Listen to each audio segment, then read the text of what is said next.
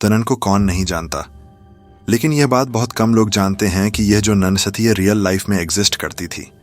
यह एक ऐसी नन थी जिसके शरीर के अंदर घुस गई थी एक शैतानी आत्मा जिसका नाम था वलाक। वलाक एक ऐसा डेमन है जिसे क्रिश्चियन डिमोनोलॉजी में प्रेसिडेंट ऑफ हेल कहा जाता है। आज मैं आपको बताने वाला हूं एक सच्ची कहानी जिसने द नन को जन्म दिया। कैसे भगवान को पूजने वाली एक लड़की बन गई शैतान के हाथ का एक खिलौना, और आखिर वो कौन सी जगह थी जहां पर असली नन रहा करती थी। यह सब एक ऐसी जगह से शुरू हुआ था जिसे कहा जाता है द बार्ली रेक्ट्री। इंग्लैंड के साउथ ईस्ट में एक छोटा सा गांव है जिसका नाम है बार्ली, और यही है वो जगह जहां से दी नन की कहानी की शुरुआत हुई थी, जिसका नाम है बार्ली रेक्ट्री। जिसको नहीं पता बता देता हूं कि रेक्ट्री का मतलब होता है पादरी का घर, और ये जो बार्ली रेक्ट्री है ये इंग्लैंड की सबसे भूतिया जगहों में से एक है। ऐसा हो सकता है तुम्हारे दिमाग में सवाल एक रहा हो कि जिस जगह पर चर्च होता है या फिर जिस जगह पर प्रीस्ट रहता है वो जगह तो पवित्र होनी चाहिए, लेकिन यह जगह तो खुद ही भूतिया हो गई। तो ऐसा इसलिए हुआ क्योंकि यहाँ पर कुछ हादसा ही ऐसा हुआ था। बार्ली रेक्ट्री बाहर से देखने में एक बड़ा पुराना महल सा घर दिखता है, लेकिन अंदर से यह जगह कुछ और ही है। साल 1862 में इस घर को सबसे पहले बुल फैमिली ने बनवाया था। वो एक ऐसी अच्छी जगह बनाना चाहते थे जहां केवल धार्मिक बातें हों, लेकिन जैसे जैसे वक्त बीतता गया इस घर ने वो रूप ले लिया जिसे कोई सोच भी नहीं सकता था। ये जो रेक्ट्री थी उससे पहले यहाँ पर एक और रेक्ट्री हुआ करती थी। साल 1840 में पुरानी वाली रेक्ट्री में आग लग गई थी, जिसकी वजह से पूरी की पूरी रेक्ट्री जलकर खाक हो गई थी, और उस हादसे के करीब 22 साल बाद नई रेक्ट्री बनकर तैयार हुई थी। जी हाँ, वही नई रेक्ट्री जो कि बाद में जाकर भूतिया हो गई, लेकिन इसके हॉन्टेड होने की वजह 1840 से भी ज्यादा पुरानी है, क्योंकि नई रेक्ट्री बनने से पहले इस जगह पर एक हादसा हुआ था, और उस हादसे का टाइम था साल 1350। बार्ली गांव में 1350 में बहुत सारे पादरी रहा करते थे। ये काफी ज्यादा धार्मिक जगह थी, और इस जगह पर सबसे पहले वहां एक प्रीस्ट रहा करता था, और उस प्रीस्ट का एक नन के साथ अफेयर स्टार्ट हो गया। ये नन पास के ही एक कॉन्वेंट से थी। दोनों आते थे, रेक्ट्री में मिलते थे, लेकिन जैसे ही लोगों को उनके रिश्ते के बारे में पता चला तो लोग बहुत ज्यादा गुस्सा हो गए, और सबने नन और प्रीस्ट इन दोनों को पकड़कर एक सजा सुना दी। सजा काफी खतरनाक थी। पादरी को तो सबके सामने फांसी पर लटका दिया गया, लेकिन उससे भी ज्यादा बुरा हुआ उस नन के साथ उसको रेक्ट्री की दीवारों में जिंदा ही चुनवा दिया गया। वह दीवार के पीछे पागलपन की हालत में तड़पती रही। बिना किसी रोशनी के, बिना किसी उम्मीद के वो धीरे धीरे भूख से, दर्द से और अकेलेपन से तड़प तड़प कर मर गई। उसके बाद 1840 में जो रेक्ट्री बनकर राख हुई थी उसका कंस्ट्रक्शन स्टार्ट हुआ, और यहाँ इस रेक्ट्री में सबसे पहले रहने आई बुल फैमिली।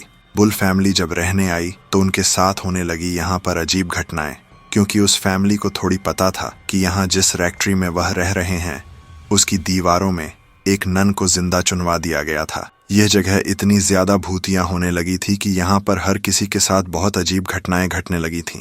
यहाँ जो भी आता अजीब सा महसूस करता।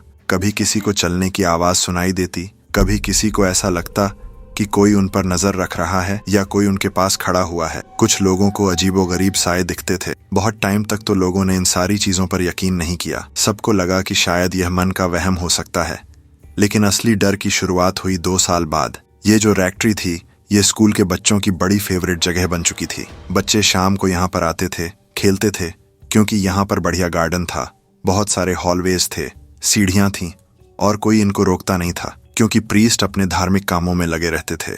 तो उन्हें भी अच्छा लगता था कि बच्चे आते हैं, यहाँ खेलते हैं, अच्छा माहौल बना रहता है। ऐसे ही एक दिन एक प्रीस्ट अपने स्टडी रूम में बुक पढ़ रहे थे, बच्चे बाहर खेल रहे थे। अचानक से बच्चों की आवाज आनी बंद हो गई। अब प्रीस्ट ने देखा तो बच्चे वहां पर नहीं थे, तो सारे बच्चे चले गए थे एक ईस्ट विंग में बने हुए ड्राइंग रूम में। ये कमरा हमेशा अंधेरे में डूबा रहता था।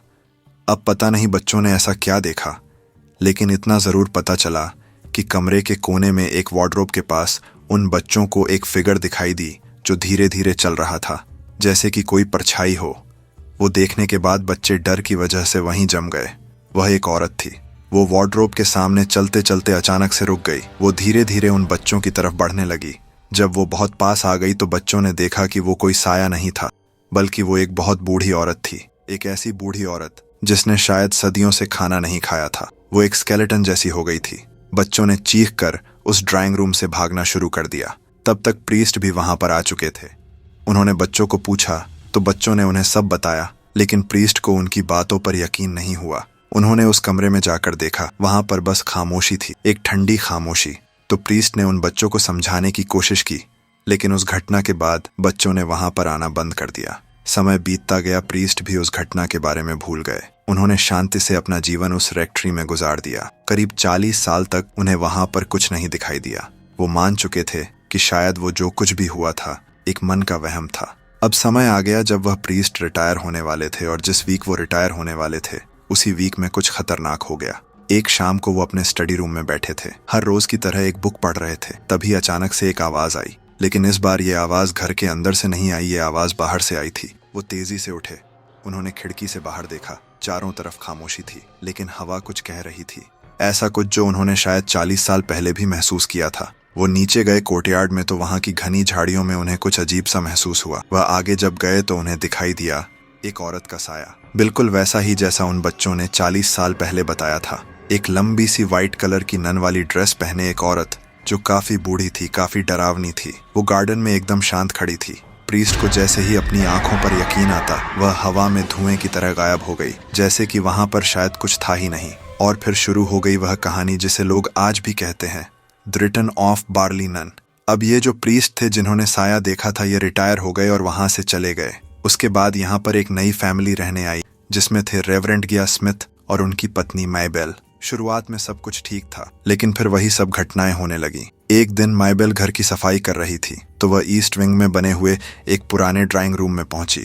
सफाई करते करते उन्होंने वार्डरोब खोला और उनकी चीख निकल गई। वहां उसने जो देखा वह किसी डरावने सपने से कम नहीं था। माइबेल ने चीखते हुए अपने पति को बुलाया और उसके बाद कॉल किया गया उस चर्च की अथॉरिटी को, क्योंकि उस वार्डरोब के अंदर रखी थी एक इंसान की खोपड़ी। अब ये कहां से आई थी ये किसी को भी पता नहीं था। ये तो था एक क्राइम केस। तो इसकी पुलिस ने इन्वेस्टिगेशन की, और जब इसकी रिपोर्ट आई तो पता चला यह स्कल सैकड़ों साल पुराना था। ये किसी यंग लड़की का स्कल था। हालांकि ये जो स्मिथ परिवार था वो ज्यादा डरे नहीं, क्योंकि वो धार्मिक लोग थे, तो उन्होंने उस खोपड़ी को हटा दिया। लेकिन खोपड़ी हटाने से प्रॉब्लम सॉल्व नहीं हुई। उनको भी आवाजें सुनाई देने लगी, वही सब कुछ जो हर हॉरर फिल्म में एक भूत करता है। तो ये जो फैमिली थी, उन्होंने डेली मेरा नाम के एक न्यूज़पेपर से कांटेक्ट किया, उन्हें सारी घटनाएं बताई ताकि इसके बारे में लोगों को पता चल सके। अब ये सारी इन्वेस्टिगेशन करने के लिए एक प्रेस रिपोर्टर उनके रेक्ट्री में आया, और वह साथ लेकर आया एक पैरानॉर्मल रिसर्चर को, जो उस टाइम इंग्लैंड में काफी ज्यादा फेमस था। उसका नाम था हैरी प्रिंस।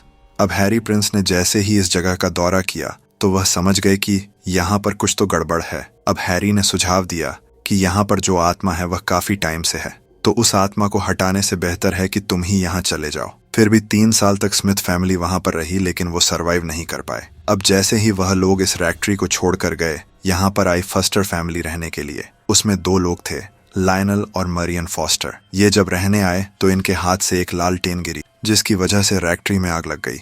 ये वह आग थी जिसने सबसे पहली बनी हुई रेक्ट्री को आग में खत्म कर दिया था। अब रेक्ट्री जल चुकी थी। उसके बाद जिन लोगों ने भी इसके रेनोवेशन पर काम किया, उन सभी ने महसूस किया कि यहाँ पर कुछ तो खतरनाक है। तो अब आते हैं एड और लॉरेन वॉरेन। अब जिनको नहीं पता ये दोनों कौन हैं, तो ये दोनों भूतों की दुनिया के बादशाह हैं। दुनिया के सबसे फेमस पैरानॉर्मल इन्वेस्टिगेटर हैं, जिनकी खुद की फाइल्स पर बेस्ड है हॉलीवुड की सारी रियल इंसिडेंट्स पर बनी हुई हॉरर फिल्म।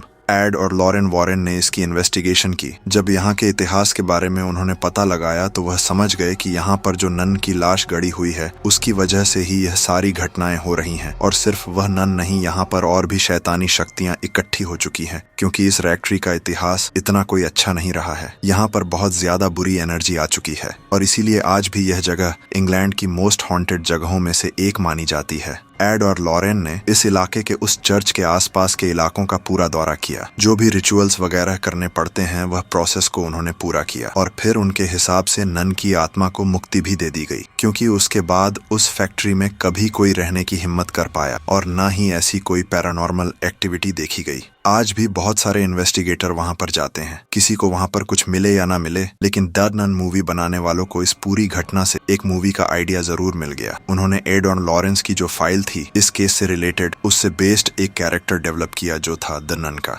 जिसके शरीर पर व्लाक नाम के एक शैतान ने कब्जा कर लिया था। अब ये तो थी फिल्म की कहानी जिसमें व्लाक को डाला गया था। ये एक काल्पनिक कैरेक्टर भी हो सकता है या फिर रियल लाइफ में भी हो सकता है, ये तो नहीं पता, लेकिन इतना जरूर पता है कि वो जो असली नन के साथ हुआ था वह बहुत भयानक था। तो ये थी द नन की रियल स्टोरी। अगर तुम्हें यह कहानी पसंद आई है तो वीडियो को लाइक कर देना। देखने में मजा आया है और अभी तक चैनल को सब्सक्राइब नहीं किया तो चैनल को सब्सक्राइब कर देना। तो मिलते हैं हम हमारी अगली रियल क्रीपी वीडियो में।